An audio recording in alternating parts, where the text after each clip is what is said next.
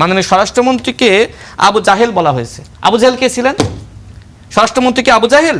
এনসিপির বন্ধুরা এখন আসলে জামাতের মস্তিষ্ক দ্বারা পরিচালিত হচ্ছে।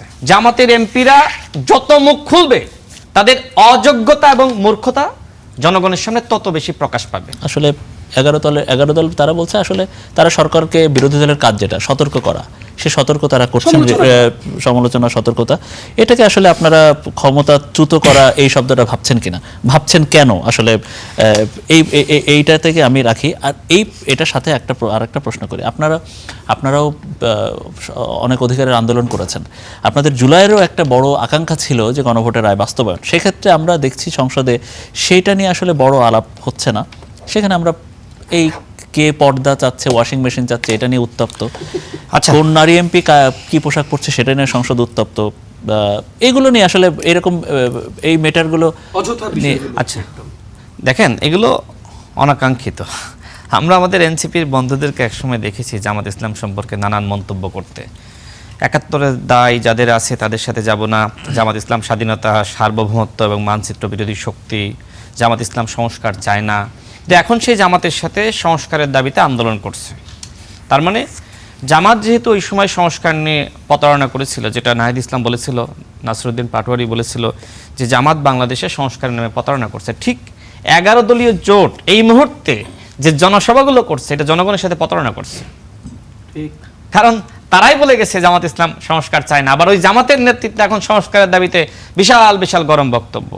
তো এই জন্য আমি বলছি যে আমাদের এনসিপির বন্ধুরা এখন আসলে জামাতের মস্তিষ্ক দ্বারা পরিচালিত হচ্ছে। এই গরম বক্তব্য কি এখন আপনারা ক্ষমতাচ্যুতির দেখছেন, লক্ষণ দেখছেন? দেখেন, গরম বক্তব্য কি বিএনপি আগে দিয়েছে? না, আমি সেটা বলি, বিএনপি কে আজকে বলা হয়েছে নব্য ফ্যাসিস্ট। ঠিক একইভাবে নির্বাচনের আগে বিএনপি কে বারবার বলছিল এক স্বৈরাচারকে হটিয়ে আরেক স্বৈরাচারকে ক্ষমতায় আনবো না। ক্ষমতায় আসার আগে বিএনপি কে নব্য ফ্যাসিস্ট বলছিল জামাত ইসলাম। জনগণ কেয়ার করে নাই, জনগণ জামাতের বক্তব্যকে পাত্তা দেয়নি, জনগণ বিএনপিকে ক্ষমতায় এনেছে। কারণ কি? কারণ এই যে দেখেন জাতীয় সংসদে জামাতের এমপিদের বক্তব্য, জামাতের এমপিরা যত মুখ খুলবে তাদের অযোগ্যতা এবং মূর্খতা জনগণের সামনে তত বেশি প্রকাশ পাবে। সুতরাং তারা যে আসলে দেশ চালাতে সক্ষম নয় এটা এনসিপি না বুঝলেও এটা জনগণ বুঝেছে। এনসিপি মনে করেছিল যে ডক্টর মোহাম্মদ ইউনূস যেহেতু বারবার বলছে যে এই তরুণরা আগামীতে মন্ত্রী হবে, দেশ চালাবে, নির্বাচনের কয়েকদিন আগেও বলেছে, সেই জায়গায় এনসিপি ভাবলো যেহেতু প্রত্যেকটা অনলাইন জরিপে জামাত ইসলাম ফার্স্ট এবং ওই সময় ছাত্র সংসদ নির্বাচনে ভালো করেছে, মোটামুটি জামাত একটা সিগন্যাল পেয়েছিল অন্তর্বর্তীকালীন সরকারের কাছ থেকে যে জামাত এবং এনসিপি মিলে সরকার গঠন করবে আর বিএনপি হবে অপোজিশন। এই জন্য এনসিপি পরবর্তীতে কি করলো, তারা বিএনপির সাথে আসন ভাগাভাগির আলোচনা করলেও তারা কিন্তু শেষমেশ গেল জামাতের সাথে। নিশ্চয়ই খেয়াল করবেন যে এনসিপির এই চিল্লাপাল্লা কেন? একটাই, মানে জামাতের বিরুদ্ধে এনসিপি এত কথা কেন বললো?